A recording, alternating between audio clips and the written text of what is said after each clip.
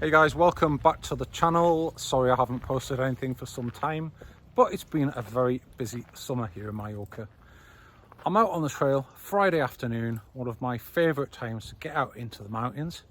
I'm here with my good mate, Pow on the Bow, and we've actually just fully unpacked his backpack and got it all back in the right order. So we're gonna head up now on a route from the Gorge Blau Reservoir up towards Tossalsverd, up in that direction, and we're probably going to just stop up there somewhere tonight in the woods. It's quite a nice little walk this, and I've got with me tonight to do a little review of which is the Hilleberg Niak. So I know some of you have been waiting for my thoughts about this tent. We'll get that done later on tonight when we find a place to pitch up. So stay tuned. And this, guys, is a view looking onto the Gorge Blau lake here in Mallorca, and it just shows you how much the water levels have depleted during the summer. I've had such a hot last few months. It is normally up to that top mark, so quite concerning actually, the water level there. So where Paul is now, he's actually in the riverbed, which just shows you how much this is dried up. So this area here, you can see all these dry stone walls. That would normally all be covered in water. Just come over this little ridge. Look at this. That complete area would normally be covered in water. It's quite surprising how low it is.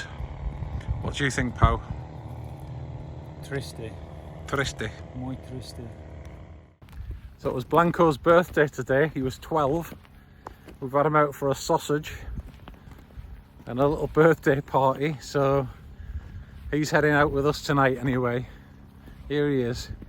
I think he's going to be ready for a drink shortly.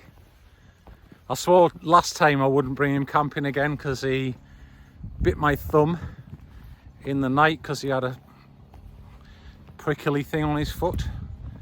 But anyway, I've decided to give him another chance, and just to be on the safe side, I brought the muzzle. So hopefully, if he does get himself a little bit messed up, I can muzzle him and get him tidy before we have to go to bed. So we've just had to do a little bit of cross country there, and we're now on the right track anyway. So we're just heading up to a place that I saw last year when I was doing this with the old Foxy, and we're going to check that out and see if we're going to stop there tonight. So we just got up to the area where we're going to probably spend the night, just on this sort of outcrop of rocks here, and that's the view we're going to have looking down on the Gorge Blau. And it looks like Mr. Pow on the Bow is about to make a cup of tea. You having a tea, Paul? I am. Fantastic. So we've just got to the top. We've just found a nice place to sit, and we're just having a brew. So we're just going to chill out here until a little bit later tonight, and then we're going to work out where we're going to pitch the tents. Well guys, I thought I'd better get on with the Hilleberg Niak review. I've got Blanco here because every time I put him down, he starts digging stones, and he just got himself absolutely covered in bits of forest, sticks and twigs and everything. So I'm going to have to keep an eye on him. Let's just talk about the tent quickly. This is the first time I've actually used the tent out in the wild. I've done a couple of modifications to the tent, and prior to doing so, I did consult Hilleberg to question whether any of them would void the warranty. The answer from Kim was no. He said it's your tent, and if you want to put the tent through the washing machine and dye it pink, that's your decision. So once they've sold the tent, providing it's nothing drastic, you can do modifications to the tent according to Kim from Hilleberg without voiding the warranty.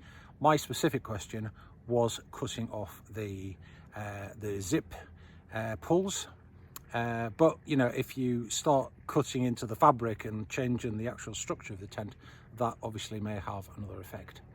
So I'll get on with the setup now. Let me just tell you about 3 of the modifications that I've made to the tent before I get it up. So one of them is the corner stakeout points. I've added line locks and short sections of cord, as quite often you want to peg down and there's a stone in the ground and you can't get your peg in. So I'll show you that when I set the tent up. Secondly, I have put some cord through the zip pulls to stop them jingling if there's a little bit of wind. It's not something I'm going to expect here. And the last modification which I've made is I've actually changed my standard Hilleberg aluminium poles for carbon fibre. If I was using the tent in the UK where there's more adverse weather, then quite possibly I would take the Hilleberg aluminium poles. Where I'm camping, it's not really required. It's my decision to use the carbon fibre poles, and to be honest, I find that they slip through the pole sleeves a bit easier than the aluminium ones, based upon the limited testing that I've done. So I'll get on with it now. Let's get it set up and have a look. So before I get on with it, one of my other modifications is, as I like to pack my backpack with everything lying horizontally, I'm just using this, I think this is an XS Cetasonic stuff sack, Ultrasil stuff sack, and the tent actually fits in there. Look, it's not too compressed. It will go a lot smaller if you want it to, but I haven't compressed it down. I've got enough room in my bag as it is. So that's something which I like to use in addition to my DCF stuff sacks on poles and pegs. So that's the tent laid out on the ground. I've got my Z-Packs DCF footprint here. I don't really need it. This is a very heavy ground sheet on the Niak, but I've just brought it just to keep the bottom of the tent clean. So I've got here my carbon fibre poles, and I'll just show you how quick this tent can go up. So I know some people have commented about when you get to this middle part about how sometimes the pole sticks. What I actually do is I'll put that first pole in till it crosses the middle section, and then the second pole till that then crosses the middle section. Feed this pole all the way through until the end goes into the socket, and same with this side.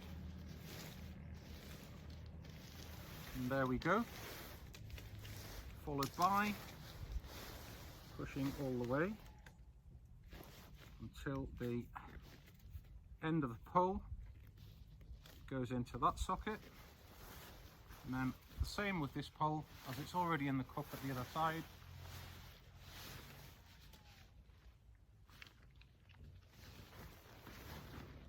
And there we go. That's it. Seconds to put the tent up. I'll just tidy it up, tension the straps, and put a couple of pegs in. Hang fire. So that's the tent all pegged out, and I'm just going to grab the camera now and I'm going to show you these line lock adjusters that I've got on the tent corners and how they can be utilised for, in my opinion, better pitching of the tent. So here we have it, the Hilleberg Niak. And you'll notice I haven't put the guy lines out.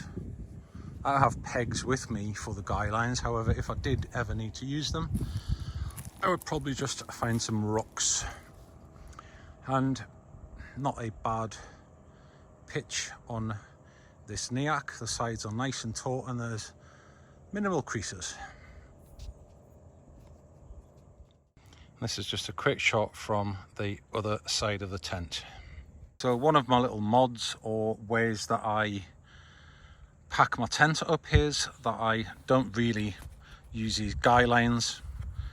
I'm not saying I will never use them, but it's very rare I will use a guy line here in Mallorca because we just don't have winds on the tops like you guys do in the UK and elsewhere in Europe. Or should I say, I don't know a camping in winds on the tops like that. Who's this? it's Samuelito. So all I've done is I've just gone with the guy lines just through those two loops, up and down, and just knotted it at the top. And you probably see that works absolutely fine for all 4 guy lines. Absolutely no need to put them in pockets or tie them up so they come undone. If they're knotted off correctly, they're not going to go anywhere. Second mod is these line lock adjusters, which I've put on the original Hilleberg fabric tapes, and you can probably see that this system enables you to put your peg in the ground away from the tent, and obviously if there's any rocks in the ground and you can't get it in there, I've got about 6 inches of cord there. I could get it anywhere in that area. But the other thing that's really useful is, if you look across there, with this system you can actually get a bit of tension like that, and you can actually get that catenary curve there a little bit lower to the ground. So if I was out in colder climates or in the winter, rather than having that so curved, if the poles were closer together, I can actually pull the corners of a tent out and reduce that curvature, which I think is a good feature. And the same goes for the back as well. I'll just show you what I've done down here. I've got the original Hilleberg guy line there. Personally, I feel like it goes out too far for my areas where I can pitch. So same situation here, I'll just put one of them line locks on, which also means if I was having that pegged out that way, I could also pull it down to the ground and reduce the effect of that catenary curve where drafts could possibly enter the tent.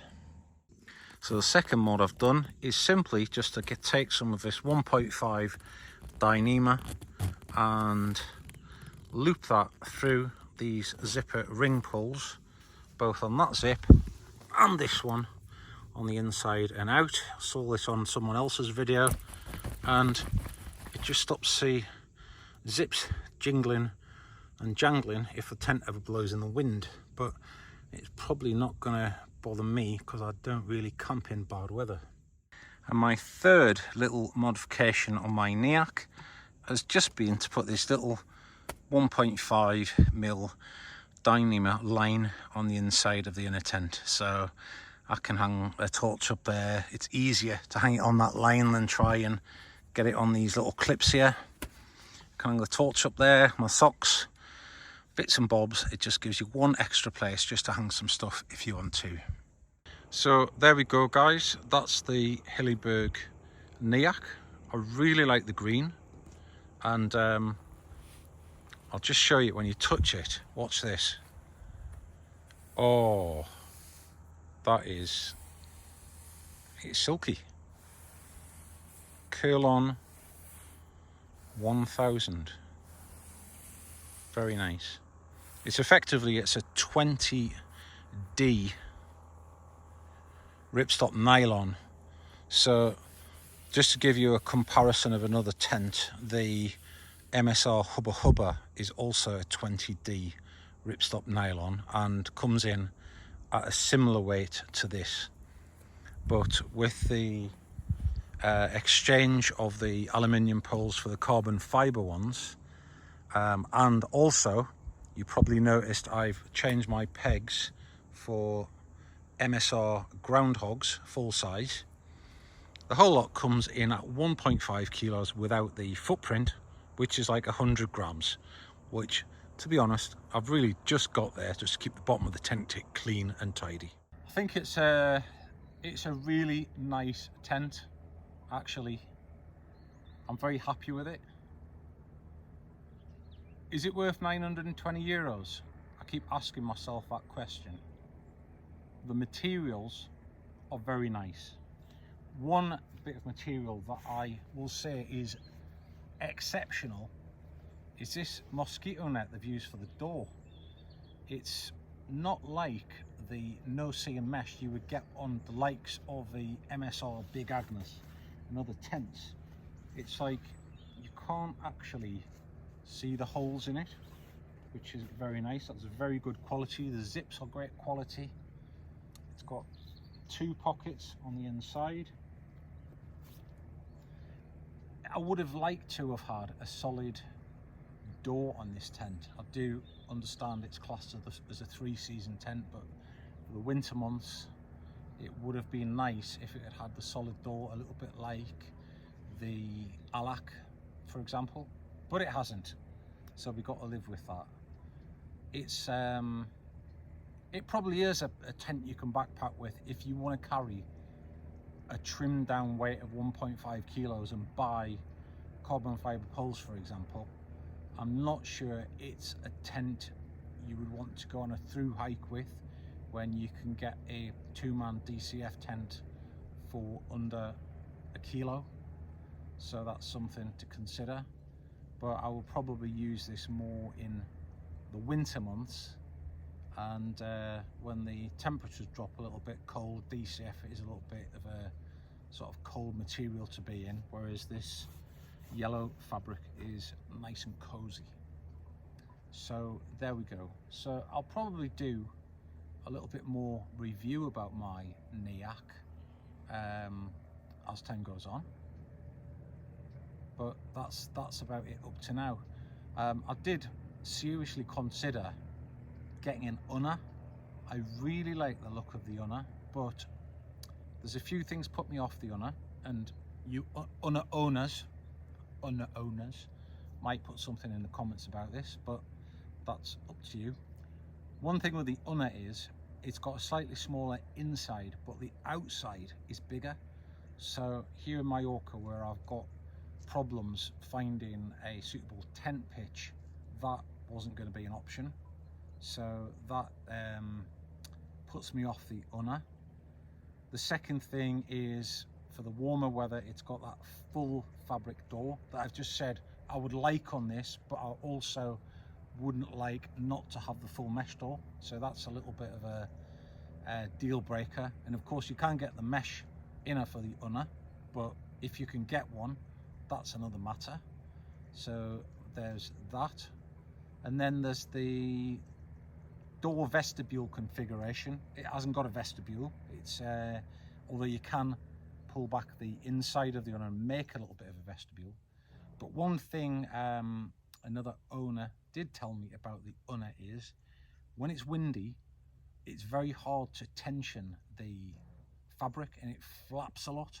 And I have seen that on quite a few videos where people have done footage of Unnas in high winds. They seem to flap a lot, especially on the ends, whereas the Unna, apparently, I haven't had it out in those conditions yet, but it seems more tensioned. And one of my other Facebook buddies who had a Niak, went to an Unna, has told me he wants to go back to the Niak, and one of the reasons for that was the weight and the tension that the fabric has in the Niak compared to the Unna.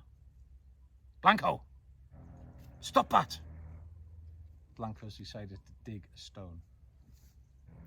And last but not least, Paul, that dog's being naughty again.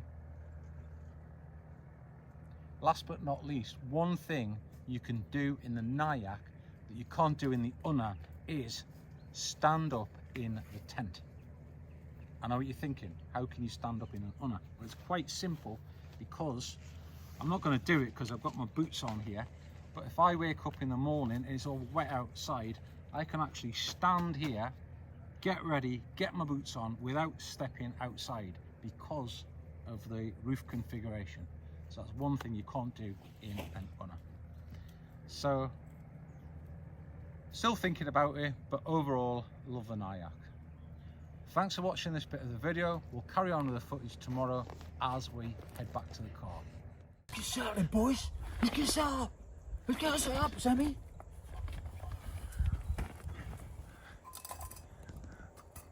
Paul, do you mind if we just do a bit of footage of your tent going up?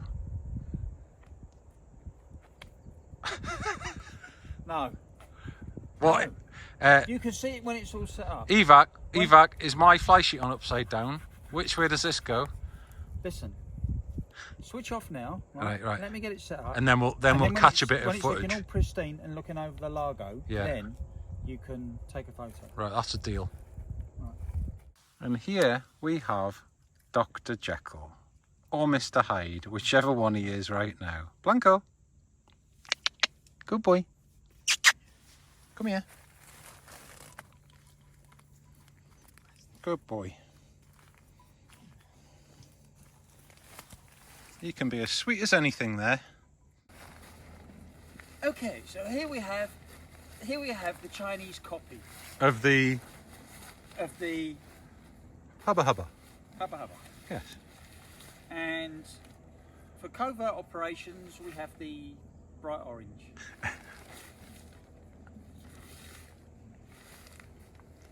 You turn that off now. I just love watching Paul put his tent up. Well, I'm in the tent and I've just been stroking it. I mean, there is something about these Hillebergs. They've got a nice feeling to them. Even though I have the liner in my Tarptent Double Rainbow LI, it's just like, I haven't sort of felt the need to stroke it like this. Paul, would you like to stroke the tent? No? You're okay? No good. If you feel the need in the night, you can stroke the fly sheet from the outside if you want. But, yeah. Very nice to stroke this tent. It actually gets a bit addictive. It's like you've got to put your hand down and then you kind of comes back up. You want to just stroke it some more. It's just so silky.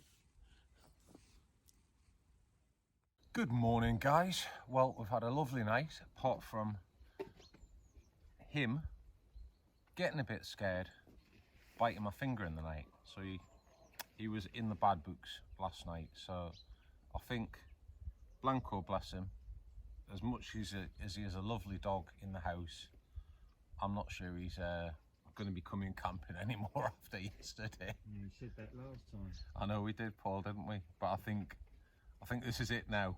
We've already done it twice now and it hasn't worked. So I think he's going to have to stay at home. Anyway, I thought I'd just show you what I was talking about last night. Yesterday was the fact that you can actually stand up inside the Niak. And I know people will be wondering how. So I'm just going to show you. There we go. I'm inside the tent and I'm standing up. So that means I don't have to step out onto the wet grass to put my boots on, or if I want to get changed or whatever, I'm still inside the footprint of the tent. Really enjoyed the Niak last night. It's a lovely tent. I woke up several times stroking it, feeling like I needed some sort of something to just calm me down. I couldn't stop stroking it. It's really nice. So there we go. That's probably going to conclude the little Niak review for now. I will do some storm tests with carbon poles once it gets windy at some time in the future, or maybe just do a little bit more footage walking back down the lake. Well, we're all packed up and ready to head back down towards the Gorge Blow. Pau, has it been a good night? No, buena noche, buenísima noche. Buenísima noche. Yeah, it's been good. And you've got everything in the bag? Claro. Did you get the sleeping bag in the bottom? Claro. Are you trying to be funny? You trying to be facetious on film? No, just checking you've got everything back in there. So we're just back down by the lakeside now, walking back to the car. We've got Pal and Sammy up ahead there. Thanks for watching the video, guys. Don't forget, if you enjoy my videos, like and subscribe, and we'll catch you on the next one. Take care.